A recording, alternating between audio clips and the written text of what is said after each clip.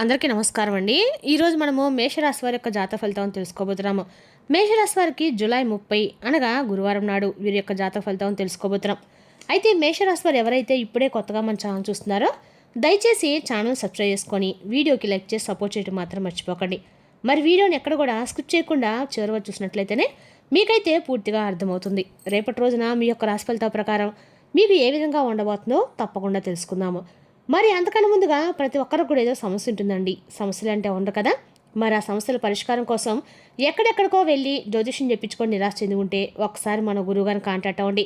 శ్రీ తిముక దుర్గాదేవి ఆశీస్సులతో జ్యోతిష్యబ్బన్ను మన గురుగారు అఘోర తాంత్రికతో స్త్రీ పురుష వశీకరణ చేస్తారు. ప్రత్యేకమైన పూజలు చేసి భార్యాభర్తల సమస్యలు, మానసిక సమస్యలు, ప్రేమ పెళ్లి సమస్యలు, విద్య, ఉద్యోగం, వ్యాపారం ఎటువంటి సమస్యలున్నా 100% పరిష్కారం చూపిస్తారండి. మీరు కోరుకున్న స్త్రీ కానుకుంటున్నారా, మీరు కోరుకున్న పురుషుడు కానుకుంటున్నారా? అయితే ఒకసారి మన గురువుగారిని సంప్రదించి చూడండి. మన గురువు అయిపోయి వచ్చి కుమారస్వామి గారు. మీరు సంప్రదించిన ఫోన్ నెంబర్ 9381918252. చాలా నమ్మకమైన గురువుగారు. సమస్య మీది, పరిష్కారం మాత్రం ఖచ్చితంగా మన గురువుగారి దగ్గర అయితే కలదండి. ఒక్కసారి నమ్మకంతో ప్రయత్నించండి. ఈ గురువుగారి ద్వారా చాలా మంది లబ్ధి పొందారు. మేము కూడా మాకున్న సమస్యల్ని ఈ గురువుగారి ద్వారానే పరిష్కరించుకున్నాము. మీరు కూడా నమ్మకంతో ఒకసారి ప్రయత్నించండి. ఇక ఇప్పుడు మేషరాశి వారికి ఎప్పుడైనా నక్షత్ర ప్రభావం అశ్విని, భరణి, కృతిక 1వ పాదం వారికి, జన్మ నక్షత్రాల వారికి అనుకూలమైన రోజు. మీలో ఆత్మవిశ్వాసం, ఉత్సాహం పెరుగుతాయి. పెండింగ్లో ఉన్న పనులు పూర్తయ్యే అవకాశం ఉంది. కొత్త అవకాశాలు మీకు అనుకూలంగా మారతాయి. ఇక గ్రహబల ప్రకారము కుటుంబము కుజబలము బలంగా ఉండి ధైర్యము, నాయకత్వ దృష్టాలు పెరుగుతాయి. గురుబలము ఉద్యోగం, ఆర్థిక విషయాల్లో శుభ ఫలితాలు అందిస్తుంది. చంద్రబలము కుటుంబంలో సఖ్యత, మానసిక ప్రశాంతత కలిగిస్తాయి.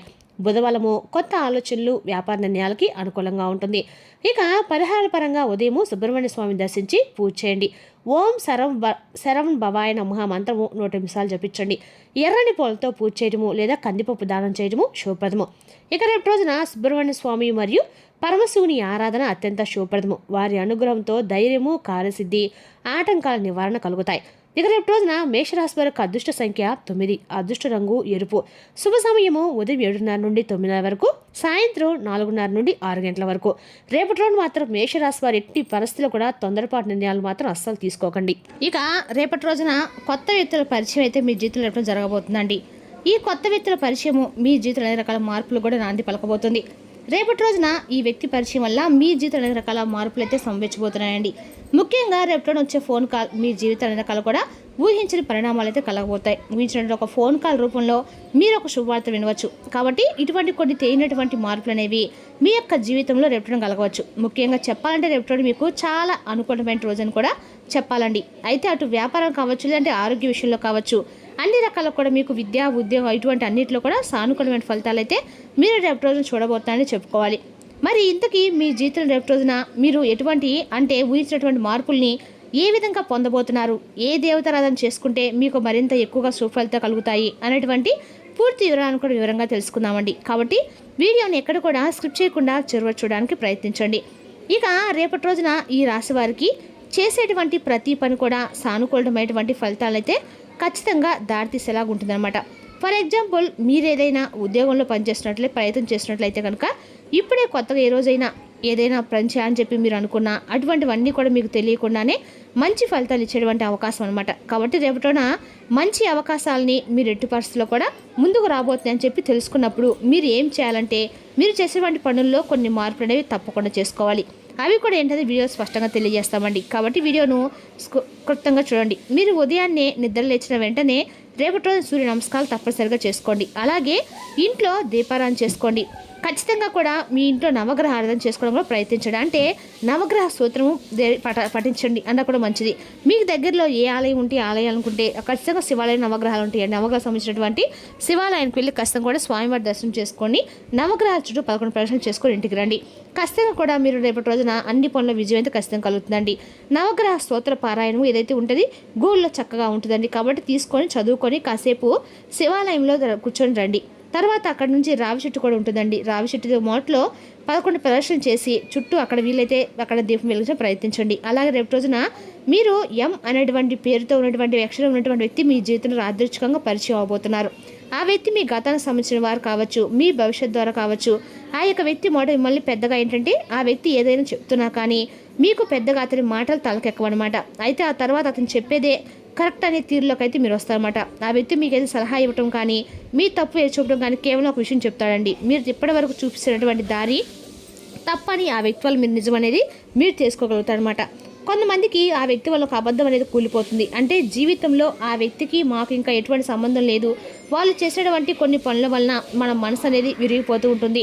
అలాంటి సమయంలో ఏంటంటే మనకు తెలియనటువంటి విషయాన్ని బయట పెట్టడానికి మీరు రేపటి రోజున మాత్రం మరొక వ్యక్తి ఏంటంటే మీరు ఎవరు ఉంటారండి, భగవంతుడే ఉంటాడు. కాబట్టి భగవంతుడు ఏదైనా సరే ఒక వ్యక్తి రూపంలో వచ్చేసి మనం చెప్తుంది తప్పనో, లేదంటే మనకి ఏదైనా మంచి దారి చూపించడానికి తప్పుని చెప్పడానికో ఏదో ఒక రూపంలో మన ముందుకైతే రావటము తప్పదనమాట. అంటే ఎలాంటి వారు ముందుకు వస్తుందంటే అది కూడా ఒక మంచి మనసుతో ఉన్నవారు, అలాగే భగవంతుని ఎప్పుడు కూడా ఆరాధిస్తూ ఉండేవారు, అలాగే నిజాయితీతో ధర్మబద్ధంగా బ్రతికే వారికి మాత్రమే భగవంతుడు ఏదో ఒక రూపంలో సహాయం చేస్తూ ఉంటాడండి. అతనికి అందరూ కూడా ఆయన అన్ని రకాలకు కూడా మీకు ఆయన బిడ్డలు అనమాట. అయితే ఎటువంటి భయం లేకుండా భగవంతుడు అనేవాడు ఎప్పుడు కూడా మానవుల్ని రక్షిస్తూనే ఉంటారండి. కానీ ఏంటంటే ఇంకొంచెం నీతి నిజాయితీగా మంచి మనసుతో ఉన్న వాళ్ళకి ఏంటంటే అడుగడుగును కూడా రక్షిస్తూ ఉంటాడనమాట. ఇప్పుడే పాయింట్లోకి వస్తే మీరు అటువంటి ధోరణిలో ఉంటారండి. అంటే నీతి నిజాయితీకి మారుపేరు ఈ రాశివారని చెప్పుకోవాలి. కాబట్టి అలాగే చిన్నప్పటి నుండి కూడా మీరు ఏంటంటే కుటుంబం యొక్క కష్టాలు, బరువు బాధ్యతలు మీరు ఎక్కడా కూడా వదిలిపెట్టకుండా, కొంతమంది ఏంటంటే కుటుంబం బాధ్యతలు చూసి భయపడి పారిపోయే వాళ్ళు ఉంటారండి. లేదంటే కొంతమంది అసమర్థతో వాటి నుండి దూరంగా వదిలించుకోని చెప్పి ఏదో ఒకటి కుటుంబం లేనిపోని చిచ్చులు వారికై వారే పెడుతూ ఉంటారు. అయితే మీరు ఎక్కడా కూడా చిన్నప్పటి నుండి కూడా కుటుంబ బరువు బాధ్యతల్ని చక్కగా నిర్వర్తిస్తూ వచ్చారు. మీ చుట్టూ ఉన్నవారికి కూడా మంచి చెడు గురించి నేర్పించినటువంటి ప్రయత్నం చేశారు. ఆపదలో ఉన్నవారికి మీకు లేనిపోని నిందలు పాలయ్యారండి. ఇటువంటివన్నీ ఎక్కడా కూడా మీరు ఎన్ని జరిగినా కూడా ఓర్పు సహనంతో ఏ జరిగినా కూడా భగవంతుడి మీద భారం వేసి మీ పని మీరు ధర్మబద్ధం చేసుకుంటూ పోతున్నప్పుడు ఏ భగవంతుడైనా కానీ మనల్ని తప్పకుండా కాపాడుతాడని రక్షిస్తాడండి. కాబట్టి ఆ కోవకే మీరు కూడా చెందుతారు. కాబట్టి భగవంతుడు ఏంటి మిమ్మల్ని మెచ్చాడని చెప్పుకోవాలి. ముఖ్యంగా చెప్పాలంటే పరమేశ్వరుని ఆరాధన మీకు అందాక కూడా ఎక్కువగా చేసినట్లయితే మీకు మీ జీవితం అనేది పూర్తిగా మారిపోతుందండి. కాబట్టి రేపటి పరమేశ్వరు యొక్క అనుగ్రహం కోసం ప్రతి నిత్యం కూడా ఓం నమ శివాయ అనే మంత్రాన్ని పంచాక్షర మంత్రాన్ని జపించడం ప్రయత్నించండి.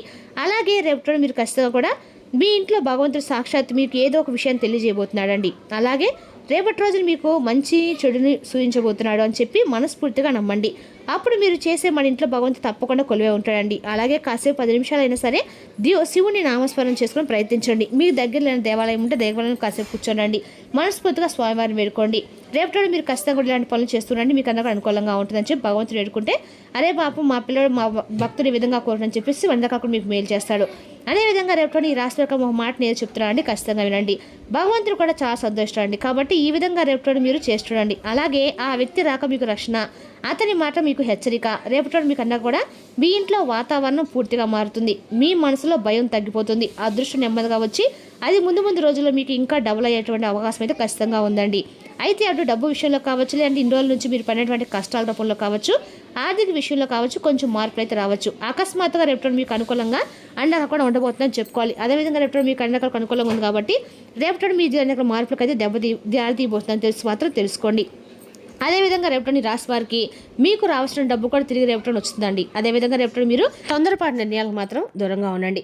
ఆత్మవిశ్వాసంతో సహనంతో ముందుకు సాగితే రేపటి మీ ప్రయత్నాలకు మంచి ఫలితాలు లభించే అవకాశం అయితే స్పష్టంగా ఉంది. ఇక రేపటి రోజున విద్య, ఉద్యోగం, వ్యాపారం, రాజకీయ రంగాలు కూడా చాలా అనుకూలమని చెప్పుకోండి. రేపటి రోజున మాత్రము పరమశివుని యొక్క ఆరాధనతో మొదలుపెట్టినట్లయితే మీకు అంతా అనుకూలంగా ఉంటుంది. మరి తీసుకున్నాకండి మేషరాశి వారి యొక్క జాతక ఫలితాలు. తిరిగి రేపు మరో వీడితో మళ్ళీ కలుసుకుందాం. Thank you for watching.